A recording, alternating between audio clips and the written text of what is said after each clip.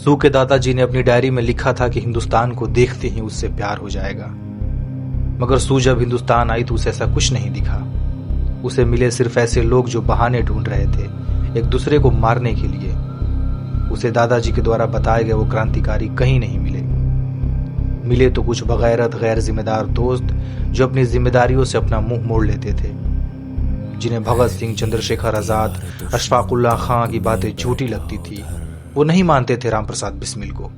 वो ये मानने को तैयार नहीं थे कि जिस देश में वो रह रहे हैं, जहां शुद्ध हवा और पानी नहीं, जहां धर्म के नाम पर लोग लड़ रहे हैं, जहां सिर्फ और सिर्फ करप्शन है, उस देश में ऐसी बातें करने वाले लोग भी पैदा हो सकते हैं। वो बस डिग्री लेकर इस देश को छोड़ना चाहते थे। मगर एक और दोस्त था, अजय, जो इन सब से अलग सोचता था।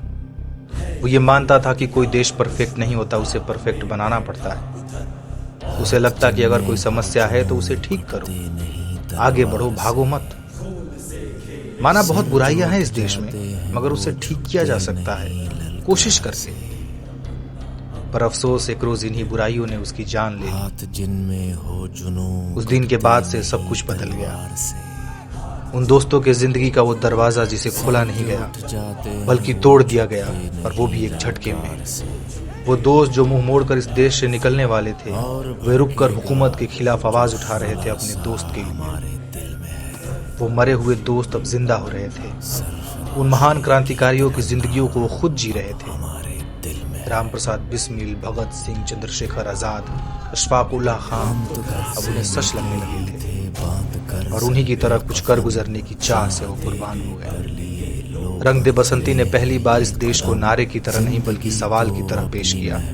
इसने बताया मस्ती और जिम्मेदारी एक ही इंसान में रह सकती है। ये फिल्म सरकार गिराने की नहीं थी, ये फिल्म अपने अंदर बैठे डर को भगाने की थी।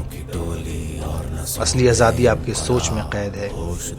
कुछ फिल्में खत्म नहीं होती, वो आपके सामने आती रहती हैं बार बार एक सवाल की तरह, और रंग दे बसंती उन्हीं में से एक है। जिंदगी जीने के दो ही तरीके होते हैं, एक जो हो रहा है होने दो, बर्दाश्त करते जाओ, या फिर जिम्मेदारी उठाओ उसे बदलने की।